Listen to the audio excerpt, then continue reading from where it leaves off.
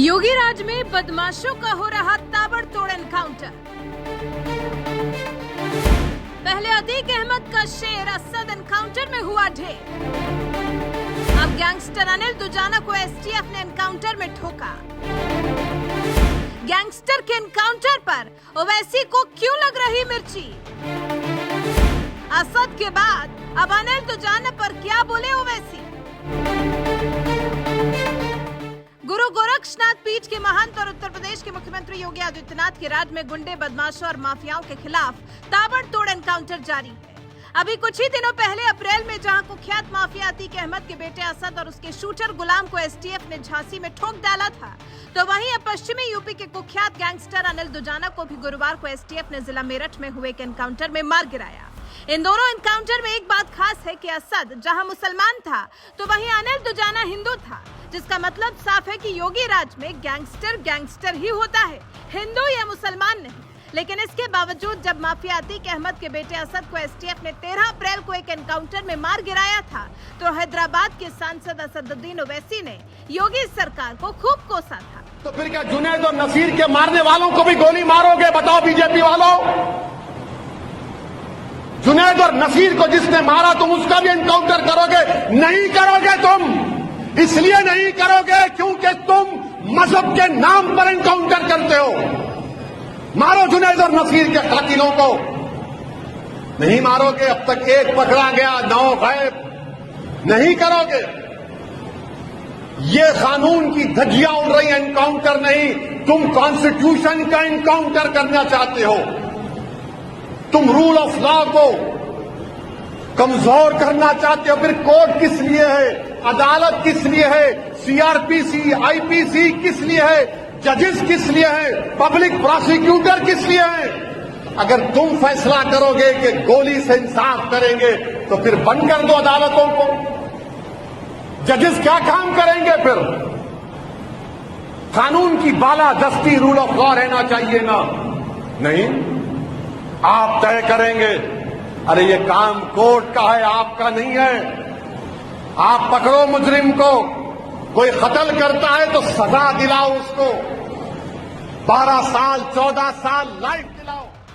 एक असद मारा गया तो वैसे इसी तरह से चीख कर योगी सरकार पर मजहब के नाम पर एनकाउंटर करने का आरोप लगा रहे थे। एक गैंगस्टर के मारे जाने से ओवैसी की नजर में कानून कमजोर हो रहा था, लेकिन उसी असद ने कितनी बेरहमी से उमेश पाल पर गोलियां बरसाई थी, वो शायद ओवैसी को नजर नहीं आया था।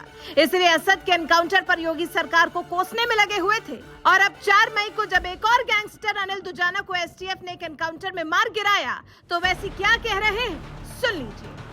हम हमेशा मजलूमों के साथ थे, गरीबों के साथ थे, दलितों के साथ थे, अल्पसंख्यक समाज मुसलमानों के साथ थे। अगर कोई हिंदू पर भी जुल्म हो रहा तो वैसे उसके लिए बोलेगा। आज मैं एनकाउंटर के खिलाफ था और एनकाउंटर के खिलाफ रहूंगा। जिस तरह अब्बास को, अतीक को और अशरफ को गोली मार दी, आज मैं कह रहा हूं कि अनिल को भी गोली मारना गलत था।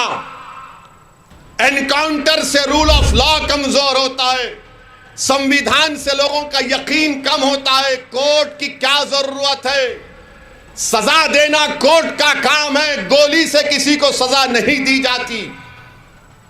इसीलिए हम कह रहे हैं कि आपको अब मुत्तहिदा तौर पर अपने वोट का इस्तेमाल करना है।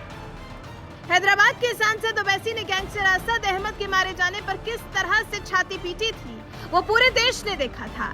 इसलिए आज अगर अनिल दुजाना के एनकाउंटर के खिलाफ नहीं बोलते तो ओवैसी पर सवालों की बौछार हो जाती। शायद यही वजह है कि ओवैसी को अनिल दुजाना के लिए भी आवाज उठानी पड़ी और इस एनकाउंटर को भी उन्होंने गलत बता दिया। लेकिन ये नहीं बताया कि उन्होंने योगी सरकार पर मजहब के नाम पर एनकाउंटर करने का जो आरोप लगाया था वो पूरी तरह से गलत था, क्योंकि योगी सरकार में अगर असद अहमद का एनकाउंटर होता है तो अनिल दुजाना को भी नहीं बख्शा जाएगा, क्योंकि योगी सरकार की नजर में गैंगस्टर सिर्फ गैंगस्टर होता है और एक गैंगस्टर का क्या अंजाम होता है ये बात आप खुद सीएम योगी से ही सुन लीजिए। सत्ता के संरक्षण में पल रहे गुंडे, माफिया, अपराधी, लुटेरे, ये सब के सब मेहरबानी करके या तो उत्तर प्रदेश छोड़ करके चले जाएं और अगर उत्तर प्रदेश में रहेंगे तो फिर उनके लिए 2 जगह होंगी।